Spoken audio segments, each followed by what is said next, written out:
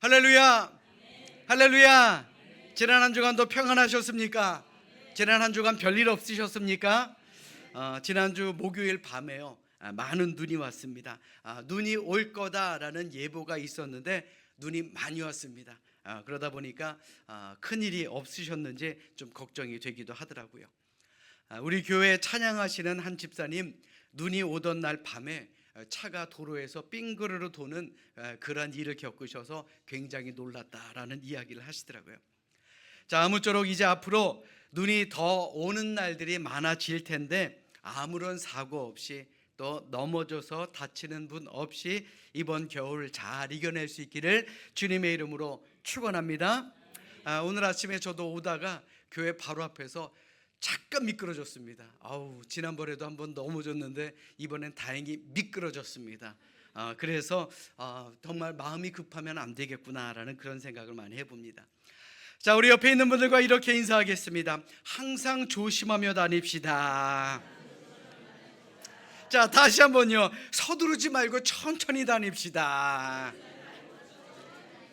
자, 마음이 급하면요 꼭 희한하게 큰일이 나게 됩니다. 그러니 이번 겨울 조금만 더 여유 있고 조금만 더 천천히 조금 더 안전하게 잘 보내시기를 주님의 이름으로 축원합니다. 여러분들에게는 좋은 친구가 있으십니까? 아멘 안 하시는 분들은 뭐예요? 우리가 살아가면서 좋은 친구를 곁에 두고 산다라는 것, 이거 참으로 소중한 일입니다. 2020년 11월 19일 조선일보 문화변에 있는 기사입니다. 헐리우드의 한 유명 배우가 14명의 친한 친구들을 자신의 집으로 초대합니다. 그러며 그들과 함께 식사를 나누고 즐거운 시간을 보내고 있던 중에 갑자기 이 배우가 어디선가 14개의 가방을 가지고 나와서 친구들에게 하나씩 전달해 주는 것입니다. 그런데 이 가방에 뭐가 들어있는지 아십니까? 100만 달러, 약 11억 원의 현금이 들어있었습니다. 갑작스러운 선물에 친구들은 어안이 벙벙했지요. 그런데 이 배우는 자신이 무명 때 친구들이 나에게 얼마나 큰 힘이 되어줬는가를 고백하며 이렇게 말합니다. 내가 무명 배우 시절이었던 그때, 내가 LA에 있을 때 나는 집도 못 구할 정도로 형편이 안 좋았지. 그때 너희들이 소파를 내어주고 주방을 내어주지 않았다면 나는 지금처럼 배우로 성공할 수 없었을 거야. 내 인생에서 너희들이 얼마나 소중하고 중요한 사람들인지 오늘 꼭 알아줬으면 해서 준비한 선물이야 라고 이야기를 했다라는 겁니다. 더욱 이 배우는 변호사를 통해서 친구들이 낼 세금까지도 이미 대납을 한 상태였다라는 겁니다. 어려운 시절 자신을 도와준 친구들을 잊지 않고 감사를 전한 이 배우는 바로 할리우드의 간판 스타 조지 클루니입니다. 참 멋있게 생겼죠. 그의 행동은 더 멋집니다. 왜 저에게는 이런 친구가 없는지 조금은 아쉽습니다. 그러나 좋은 친구들이 함께했던 그 자리, 돈이 중요한 것이 아니라 그 자리가 행복과 기쁨과 또한 우정이 넘치는 자리 아니었겠습니까? 스윅스의 철학자 칼리 힐티는 그의 책 행복론에서 행복의 첫 번째 조건으로 바로 감사라는 단어를 꼽았습니다. 우리가 행복하기 위해서는 특별한 외적인 조건이 필요하지 않는다라는 겁니다. 하나님께서 주신 은혜, 이 하나하나에 감사할 수 있는 사람이 진정으로 행복하게 살아갈 수 있다라는 겁니다. 지금 이 자리에 있는 우리도 마찬가지입니다. 지난 11달 동안 여러분들 받은 복을 한번 세워보십시오. 그리고 그 은혜에 감사해 보십시오.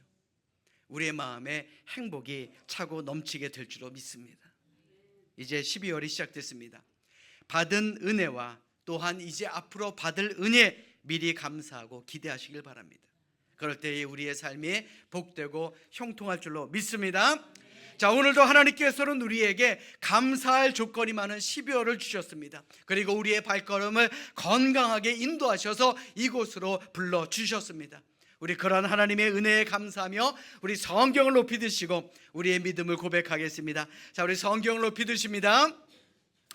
저는 예수 믿어 구원받았습니다. 저는 예수 믿어 하나님 자녀 되었습니다. 저는 예수 믿어 천국 백성 되었습니다. 하나님께서 선물로 주신 오늘 하나님 말씀으로 가르침을 받습니다. 눈을 열어 죄의 법 안에 있는 놀라운 진리를 보고 깨닫게 하소서. 아멘으로 순종하여 하나님께 영광 돌리는 삶이 되게 하소서. 아멘. 고백한 대로 살아가시기를 주님의 이름으로 축원합니다. 오늘 우리가 읽은 빌립보서는 옥중서신입니다. 옥에서 쓴 편지지요. 바울이 로마 감옥에 갇혀 있을 때 빌립보 교회의 성도들을 생각하면서 쓴 편지가 바로 빌립보서입니다. 그리고 특별히 오늘 본문의 말씀은 함께 일했던 동역자들을 추억하고 또 빌립보 교회 성도들에게 저들을 좀 잘 보살펴 달라라는 간절한 부탁의 말씀으로 시작하곤 합니다. 자, 그렇다면 사도 바울이 말하는 이 동역자라는 것이 무엇을 의미합니까? 이게 말 그대로요, 함께 일하는 자, 함께 수고하는 자라는 뜻입니다.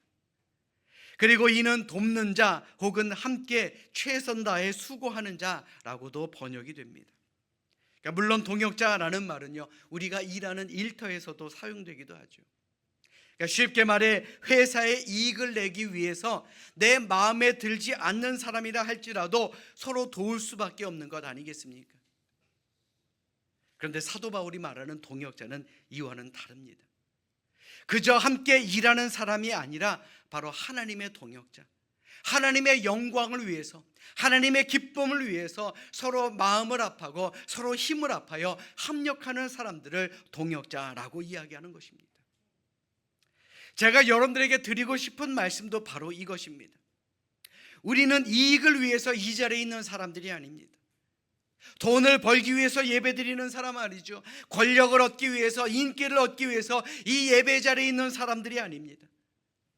우리가 이 자리에 있는 이유는 바로 하나님의 영광을 위해서, 하나님이 기뻐하시는 사람이 되기 위해서 이 예배 자리에 있는 것입니다.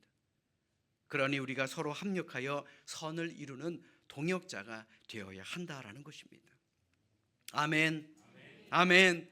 우리 교회는요, 매주 선교회별로 돌아가면서 교회를 청소합니다. 그게 내 이익을 위해서 하는 일입니까? 또 매주 속회별로 식사 준비를 하십니다. 내 이익을 위해서 하는 일입니까? 또 찬양으로 수고하시는 분들도 계시죠. 또 각 부서에서 또한 교육부에서 최선을 다하시는 분들 계십니다. 그게 내 이익을 위해서 하는 것입니까? 아닙니다.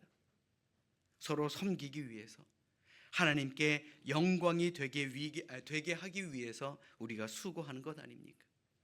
그러니 우리도 사도 바울이 말한 하나님의 동역자임을 늘 기억하며 감사하며 살아가는 우리 모두가 되어야 할 줄로 믿습니다. 아멘. 자, 우리 옆에 있는 분들 한번 바라보십시오. 동역자로 보이십니까? 자, 그렇다면 사도 바울이 말하는 동역자는 과연 어떤 사람이어야 하느냐? 오늘 본문 1절의 말씀 보십시오. 1절에 뭐라고 기록되어 있습니까? 그러므로 나의 사랑하고 사모하는 형제들, 나의 기쁨이요 면류관인 사랑하는 자들아, 이와 같이 주 안에 서라 라고 말씀하고 있습니다. 우리가 이 땅 위에서 복음을 전하는 것이 그냥 내가 만나는 아무에게나 전하는 것 같지만요, 복음을 듣고 예수님을 믿는 사람은 하나님이 택한 사람입니다. 너무나도 귀한 존재들이라는 말입니다. 다시 말해서 아무나 그냥 나 마음대로 교회에 나오는 것이 아니다라는 것이에요. 그러니 사도 바울에게 이들이 얼마나 자랑스럽고 또한 사랑스러웠겠습니까? 게다가 사도 바울은 복음을 전하면서 핍박을 당합니다. 매도 맞습니다. 감옥에 끌려가기도 합니다. 그럼에도 그들을 전도했습니다. 그리고 교회를 세웠습니다. 누구보다도 그들을 사랑했던 사람이 바로 사도 바울이었습니다. 더욱이 바울의 복음을 듣고 예수 그리스도를 믿었던 빌립보 교회의 교인들도 바울과 같은 고난을 당하지 않았습니까? 여러분들 잘 들으십시오. 동역자라고 하는 것은요, 고난도 함께 당해야 되고 영광도 함께 누려야 하는 사람입니다. 그러니 사도 바울이 이 빌립보 교회 성도들을 볼 때마다, 또 그들을 생각할 때마다 마음의 기쁨과 행복이 솟아나오지 않을 수가 없었다라는 것이죠. 물론 고난 당하는 것이 좋은 사람이 어디 있겠습니까? 그러나 사도 바울도 빌립보 교회의 교인들도 지금 우리가 겪는 이 고난이 훗날 우리를 영생에 이르도록 만들기 위한 과정이다라고 생각했고 영원한 생명의 면류관이다라고 생각했으니 서로를 생각하면서 얼마나 큰 힘이 되었겠느냐라는 것입니다. 사도 바울은 바로 이것을 동역자라고 말하는 것입니다. 사랑 여러분, 이 자리에 있는 우리도요, 우리가 함께 믿음 생활을 하는 교회를 위해서 또 서로를 위해서 믿음의 동역자가 되는 것은 참으로 중요합니다. 왜요? 우리가 한 복음을 듣고 예수를 믿고 천국 백성 되는 것, 그래서 천국에서 다 함께 모여 영생을 누리는 것, 이것은 세상 어떠한 일보다도 소중한 일이기 때문에 그렇습니다. 물론 세상의 눈으로 보면 우리 한 사람 한 사람 다 부족함이 있습니다.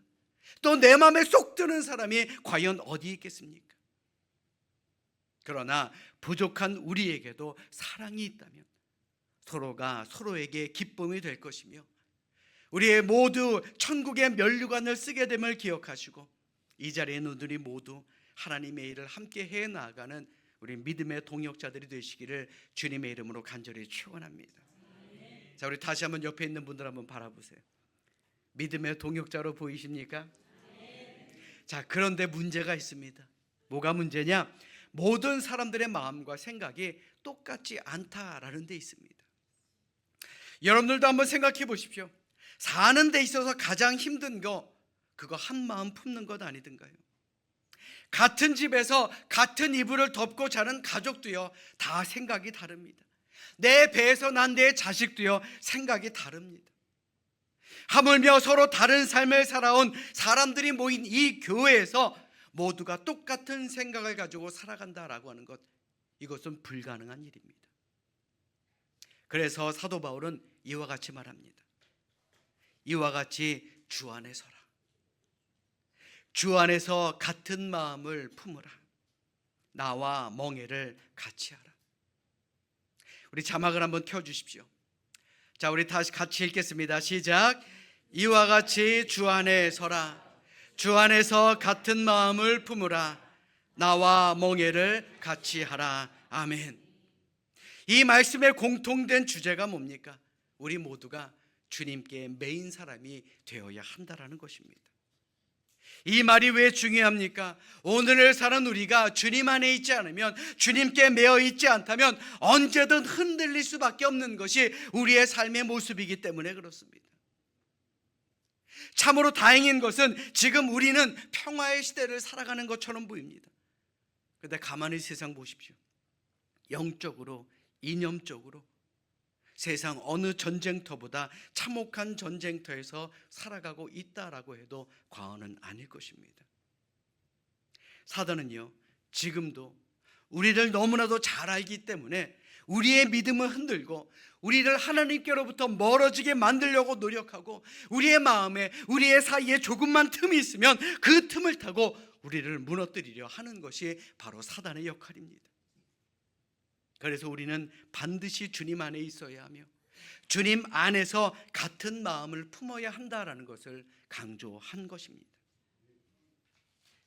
사람들마다 각각 다양한 마음을 가지고 살아가고 있습니다.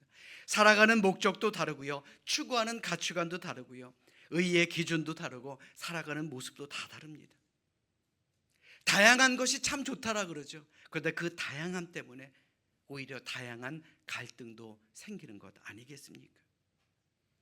물론 가족이라면 그 갈등을 이해하고 넘어가기도 하고 용서하며 살아가기도 하지만요, 교회 안에서 서로 용납하고 용서하지 못하고 이해하지 못한다라고 한다면 아무리 좋은 말씀을 듣고 아무리 열심히 찬송하고 아무리 간절히 기도할지라도 그곳이 천국이 될 수는 없는 것입니다. 지난 금요 심야 기도 때 드린 말씀이기는 한데, 우리가 잘 아는 이 고슴도치라는 동물 굉장히 작지요. 근데 이 동물이 가진 가시의 개수가 약 5,000개에서 7,000개나 된다 그럽니다. 참 조그만 놈이 가시는 많아요. 그런데 서로 찔리지 않게 그렇게 조심을 한다는 겁니다.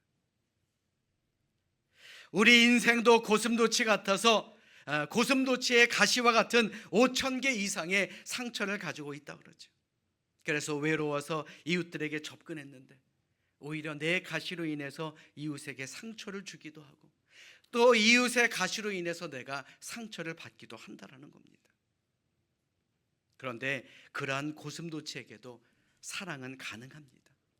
상처를 주기도 하고 받기도 하지만 그럼에도 불구하고 고슴도치는 여전히 새끼를 낳습니다.